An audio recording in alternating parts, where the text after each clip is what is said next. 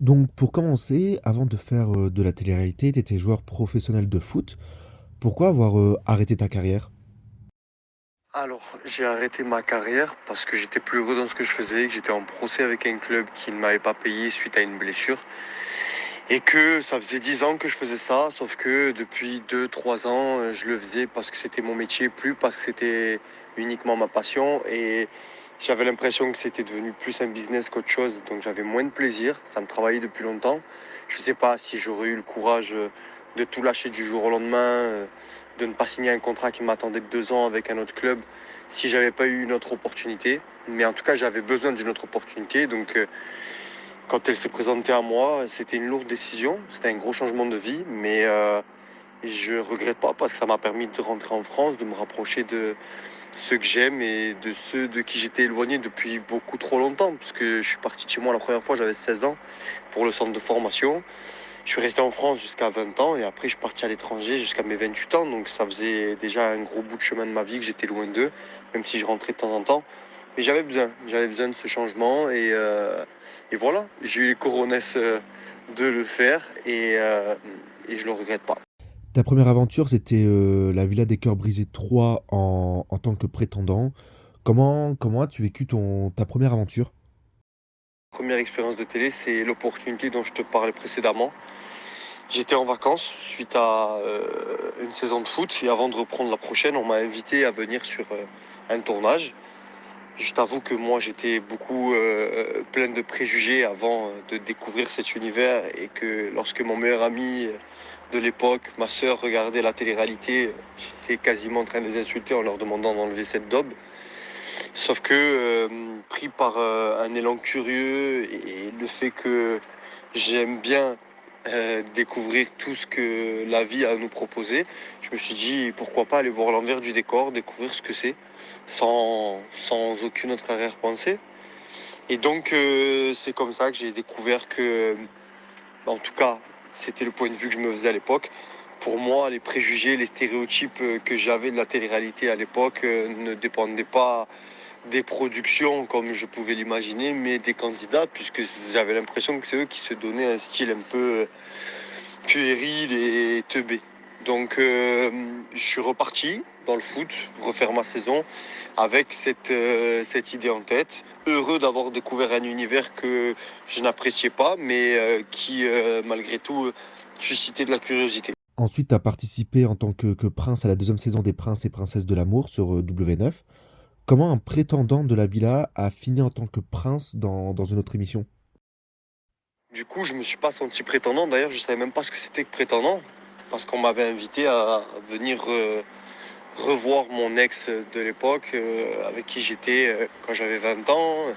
C'était dans cet esprit-là que celle-ci m'avait vendu le fait de venir découvrir la villa. Donc je me suis jamais senti prétendant. Je savais même pas ce que ça voulait dire de l'être en fait à l'époque. Mais bref, c'est comme ça. Donc un an après, comme je te l'expliquais, à la fin de la nouvelle saison de foot, que la casteuse m'appelle en me disant voilà, on aimerait que tu sois prince dans une des émissions de télé-réalité, que tu sois une tête d'affiche. Et je leur ai expliqué que c'était un gros changement de vie, que c'était une grosse décision et que déjà dans un premier temps, avant même de savoir si j'en étais capable, il faudrait qu'ils soient eux à la hauteur et qu'ils puissent suivre parce que ce qu'ils allaient me donner en un mois de tournage, c'est ce que je prenais en un mois de salaire. Alors je m'asseyais sur le reste et je ne savais pas du tout ce qui m'attendrait pour la suite. Donc c'était un gros gros pari et je pense que ce côté un peu réticent et ma manière d'être cash, elle leur a plu parce que au final, eh bien, ils ont tout fait pour me faire signer rapidement avant que je signe mon prochain contrat de foot. Et donc, ils m'ont bloqué entre guillemets dès le mois de juin, je pense, alors que le tournage était prévu pour septembre. Ce qui m'a fait réfléchir, j'ai pesé le pour le contre, j'en ai parlé à ma famille, puis j'ai pris la décision d'accepter et c'est comme ça que je me suis retrouvé sur le tournage des Princes. Tu as ensuite enchaîné, les programmes, donc entre autres, Moundir et les apprentis aventuriers, Les Marseillais vs le reste du monde, Les Anges. Quelle a été ta meilleure aventure pour toi? Sans aucun doute, ça a été Moundir. simplement parce que c'est une aventure spéciale, atypique. C'est pas tous les jours que tu vas penser à aller te mettre sur une plage et que tu vas t'obliger à aller dans la forêt pour choper des fruits, pour te débrouiller pour manger, tenter de pêcher mais en vain. Donc c'est des conditions auxquelles on n'est jamais soumis naturellement, même si c'est dommage parce qu'en fait on pourrait passer des super moments, je suis sûr, entre amis ou en famille à se challenger comme ça. C'est des super moyens de réfléchir à ce qu'on est, à jusqu'où on est capable d'aller, à quelles sont nos limites et on peut se découvrir. J'adore en tout cas, j'ai kiffé cette aventure, ça a été ma préférée parce que ça m'a permis de me dépasser, ça m'a permis de découvrir plein de choses sur moi, sur les autres. Et voilà, j'ai adoré, c'était atypique, c'est une aventure qui marque une histoire. Et pourquoi avoir accepté de participer à toutes ces émissions? J'ai accepté toutes ces émissions puisque c'était mon métier du moment que j'ai décidé d'arrêter le foot pour faire autre chose. Je partais du principe que c'était devenu mon métier, donc qui aujourd'hui refuserait des contrats qui lui permettent de gagner sa vie? Donc c'était simplement parce que ça me permettait d'empocher des beaux cachets. Voilà. Voilà pourquoi j'ai accepté. Donc, quand on a suivi la diffusion des Anges 12, elle a été coupée en 2. Comment tu as vécu la chose? Honnête, je me souviens pas parfaitement de ce qui s'est passé, mais je crois que c'était au moment de la crise sanitaire. Du coup, la reprise de la diffusion s'était complètement décalée. Il y avait d'autres émissions en parallèle. C'était un peu n'importe quoi. Ça a desservi les intérêts de tout le monde au final. Je pense honnêtement qu'ils n'ont pas très bien géré ce moment-là, mais ça n'aurait pas changé grand-chose puisque le programme, je pense, était dépassé déjà depuis plusieurs années.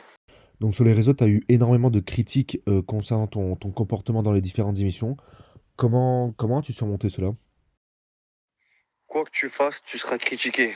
Plus t'es vu, plus t'es critiqué. Et plus t'es aimé, plus t'es détesté. Partant de ce principe-là, t'acceptes la situation. C'est pas agréable tout le temps, mais il y a des comptes partout. Et depuis qu'il y a les réseaux, encore plus. C'est la vérité. Honnêtement, au départ, je le prenais très mal. J'acceptais pas cette injustice parce que je pense pas être parfait, heureusement d'ailleurs. Mais je suis convaincu que je suis pas une mauvaise personne. Et du coup, c'est vrai que c'était vraiment pas très agréable de subir des choses qui n'étaient pas forcément vraies ou déformées, mal interprétées, très souvent qui ont été boostées par des gens avec qui j'étais en conflit. Donc ouais, c'était pas agréable. Et puis après, j'ai compris qu'en fait, j'avais rien à prouver à personne et que peu importe ce que le monde pensait de moi, du moment que je faisais de mon mieux pour le rendre meilleur, pour moi vivre bien, le rendre meilleur pour mes proches, pour atteindre mes objectifs, mes rêves. Euh, En soi, ben, c'est réussir, mais c'est aussi faire le bien. Bah, ça c'est tout ce qui comptait. Après, ça te rattrape de temps en temps, bien sûr. Encore aujourd'hui, certainement demain, mais beaucoup moins qu'avant, parce que j'ai compris. J'ai compris en fait que c'est le spectacle de ceux qui veulent se défouler, c'est comme ça. Aujourd'hui, les plateformes des réseaux sociaux, c'est un moyen pour les gens de déferler toute leur haine et de s'en sentir mieux grâce à ça. Donc, c'est un peu le prix à payer triste qu'il faut combattre, il faut pas accepter. Mais c'est un constat. Donc, depuis quelques mois, tu es en couple avec Shana. Est-ce que tu peux nous raconter, votre rencontre? Alors, ça va faire 2 ans, dans un mois et demi, que je suis en couple avec Alicia. Notre rencontre, eh ben, elle est atypique. Elle a bouleversé tout ce que je croyais connaître, tout ce dont j'étais persuadé de l'amour. J'ai toujours pensé depuis que je suis tout jeune, ou voulu peut-être, que j'allais rencontrer la bonne personne comme un conte de fées, qu'elle allait tomber de nulle part au coin d'une rue, et qu'elle allait me surprendre et que j'allais avoir le coup de foudre et que on n'allait plus jamais se quitter. Alicia et moi, on a discuté sur les réseaux sociaux pendant la crise sanitaire. Elle était là pour moi, elle me soutenait pendant une période difficile. Et, euh, et j'ai tout de suite, bien sûr, adoré son caractère et je la trouvais magnifique. Maintenant, j'étais loin d'être prêt et du coup, j'imaginais rien de plus Parce qu'on était à distance, je pense, et puis parce que j'étais fermé, parce que j'étais pas prêt, parce que j'avais besoin de penser mes plaies. On s'est vu un an après, à peu près, enfin, quelques mois plus tard, lorsque c'était possible en France. Il s'est rien passé, on a réglé nos comptes, on a bien sûr compris qu'on s'attirait, mais pas plus. Voilà, on n'a pas cherché plus. Et au final, on a eu la chance de se revoir encore un an plus tard. Et là, on s'est laissé porter. Moi, j'avais réglé mes histoires avec mon passé. Donc j'étais prêt pour le présent et le futur. Et mon présent et mon futur, c'est... Donc prochainement, vous allez être parents. On a pu suivre toutes vos aventures sur votre chaîne YouTube. Est-ce que tu pensais que ça allait intéresser autant de personnes? Alors, pas du tout. Déjà, moi, je suis pas un expert de YouTube. Moi, j'ai débarqué sur les réseaux sociaux il y a 3 ans. Je savais pas ce que c'était, ça m'intéresse pas de base, je n'aime pas me montrer. Je déteste ça d'ailleurs, je m'aime pas, donc ça a été des gros efforts. Maintenant, YouTube, j'ai découvert ça sur le tas et je trouve ça super intéressant. Je suis plus à l'aise sur ce format parce que j'ai pas besoin de tenir mon téléphone forcément, parce que j'ai pas besoin de réfléchir à est-ce que la story est passée, est-ce que c'est bien passé, est-ce que c'est en bonne qualité, est-ce qu'il faut mettre un texte, est-ce qu'il faut mettre un lien, est-ce qu'il faut ci, est-ce qu'il faut ça. C'est beaucoup plus simple, plus spontané dans la manière de faire, même si après derrière il y a du montage. En tout cas, je pensais vraiment pas que du coup ça allait autant susciter l'intérêt. Écoute, au moins les gens ont la chance de pouvoir nous voir beaucoup plus tels que nous sommes réellement, parce que c'est moins coupé, parce que on a plus la chance de faire des longs formats et donc d'être nous-mêmes. Parce que c'est moins facile de se dire, bon, t'as un fragment de 15 secondes sur Instagram dans lequel tu dois dire plein de choses. Si t'es trop long, les gens ne resteront pas. Donc, tu vois, rien que le fait de réfléchir à tout ça, la chance qu'on a sur YouTube, c'est qu'on peut se laisser aller, porter par simplement ce qu'on est, ce qu'on a envie de faire ou de dire. Et ça, j'apprécie. Et tant mieux, du coup, s'il y a autant de gens qui nous suivent aujourd'hui, c'est peut-être pour ça, parce qu'ils veulent réellement voir nos personnalités telles qu'elles sont et pas telles qu'elles paraissent être à travers Snapchat ou Instagram, voire TikTok. Donc, nous avons pu suivre, surtout grâce à votre chaîne YouTube, toutes les épreuves que vous avez endurées durant la grossesse de Shanna. Est-ce que tu peux nous raconter en gros ce qui s'est passé? Comment vous l'avez vécu? Comment votre famille, vos proches l'ont vécu? Et tout le soutien que vous avez reçu? Alors, au départ de la grossesse, mon amour avait dans le ventre des jumeaux. Donc, ça a été une grosse claque de l'apprendre et une claque joyeuse. Malheureusement, on a appris plusieurs semaines plus tard que l'un des deux jumeaux était atteint de trisomie 21. Ça a été une très grosse claque et beaucoup moins positive pour le coup, parce que on s'était fait à l'idée qu'il y en aurait deux. On avait tout imaginé. Moi, je parlais déjà au ventre. Enfin, j'étais comme un fou. La famille avait accepté l'idée, tout le monde. Donc, on a très rapidement compris que on n'assumerait pas. Donc, on avait en tête que on allait interrompre le cœur de l'enfant atteint. Et donc, il a fallu accepter l'idée qu'il faudrait faire une intervention. Et ouais, c'était très difficile. On a coupé les téléphones et on s'est mis à l'écart, on s'est mis dans notre bulle pendant un mois et demi. On a arrêté nos projets. Les seules nouvelles qu'on donnait, c'était à travers YouTube, parce que c'était des formats longs, parce qu'on avait des rendez-vous, des choses concrètes qui se passaient. On se disait que c'était le minimum qu'on pouvait donner. Se couper du monde complètement, ça aurait été très compliqué. C'était la seule chose qu'on qu'on offrait en échange, des personnes qui s'inquiétaient pour nous, qui se posaient des questions, qui suivaient nos aventures. Et nous, ça nous permettait d'y aller à notre rythme, de ne pas avoir à penser au quotidien aux autres, mais en penser à nous. D'ailleurs, je pense que ça a été primordial dans notre process de guérison, parce que on pouvait se concentrer que sur nous, on était atteint par aucun facteur extérieur, et ça nous a fait beaucoup de bien. On a eu du soutien de nos familles, de nos amis, évidemment, heureusement, parce que seul, ça aurait été très compliqué. Ils ont partagé notre peine, ils ont souffert et pleuré avec nous. Ils ont été mal, déjà, pas que pour nous, mais parce qu'eux-mêmes étaient tristes à l'idée que ben, ça n'allait pas se passer comme ils l'avaient imaginé non plus, tu vois. Mais, mais comme nous, ils se sont fait une raison et ils ont accepté que c'était la vie et que c'était pour le meilleur parce que aujourd'hui, je pense que plus que jamais, on réalise la chance que c'est de pouvoir avoir un enfant et un enfant en bonne santé. Donc c'est peut-être toutes ces épreuves qui nous font réaliser tout ça. C'est peut-être pas pour rien que c'est arrivé. C'est peut-être pour nous permettre de profiter plus que la normale de cette chance de bientôt devenir parent. Est-ce que tu préfères ta vie d'avant télé-réalité ou celle de maintenant? Je préfère la vie avec ma femme. C'est un équilibre que j'ai toujours cherché. Quand j'étais plus jeune, j'étais footballeur, je faisais le bordel. Voilà, c'est marrant parce que t'es jeune.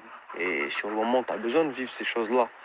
Parce qu'aujourd'hui, j'ai plus la curiosité de qu'est-ce qui peut se passer et c'est comment quand je fais la malade.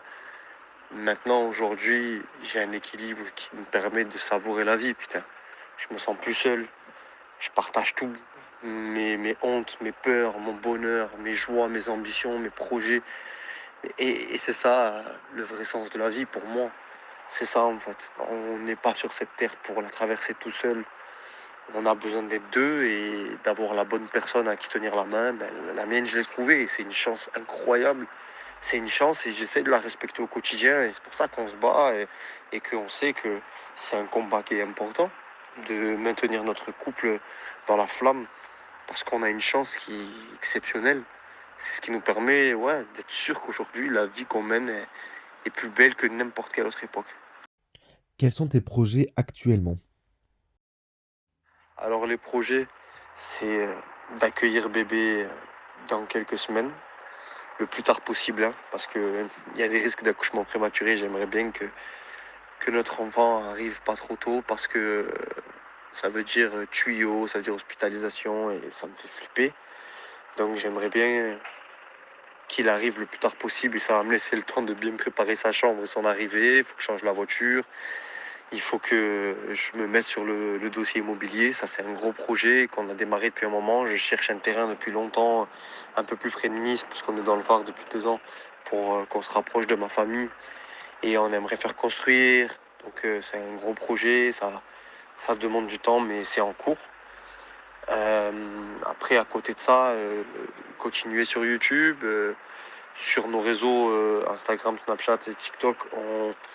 On fait moins de quantité et plus de qualité. On a certaines entreprises qu'on a arrêtées parce qu'on veut se consacrer plus à des choses qui nous plaisent et moins à des choses qui nous rapportent uniquement. Donc j'ai un projet également que j'aimerais partager avec ma chérie, une idée que j'ai eue qui pourrait changer la vie de beaucoup de personnes et être bénéfique pour tous. Donc j'en parlerai bientôt, mais c'est lié à l'immobilier. Et voilà, à part ça, j'ai acheté plusieurs biens, je vais continuer de le faire pour investir parce que c'est des choses qui me plaisent. Et surtout, me préparer à devenir papa, parce que ça, c'est aussi un projet qu'il faut prendre au sérieux. Penses-tu que on te reverra à l'écran un jour? Est-ce que tu aimerais refaire une émission dans le futur? Non, je pense pas refaire une émission. Ou alors, si j'en refais une, ça sera quelque chose qui me plaît. Ou alors quelque chose en famille. Ou alors quelque chose qui paye très bien. Voilà, pour être honnête. J'en ai refusé plusieurs depuis la villa. Depuis que je me suis mis avec ma chérie, on en a refusé. Et là, ça doit faire quoi? Un an qu'on n'a eu aucune proposition. Je pense que il y a des prods avec qui on est en froid, d'autres qui ont compris qu'on n'accepterait pas. Donc à moins qu'il y ait une nouvelle prod ou des gens qui sauront nous parler et qui auront un projet intéressant, ça m'étonnerait qu'on nous revoie à la télé. Et pour finir, quels sont tes réseaux sociaux sur lesquels, nous pouvons te suivre? Les réseaux sur lesquels me suivre, Instagram, Matija Jonathan, Snapchat, Matija Jonathan, TikTok, Jonathan Matijas et YouTube, un mec, une meuf. Voilà, je crois avoir fait le tour.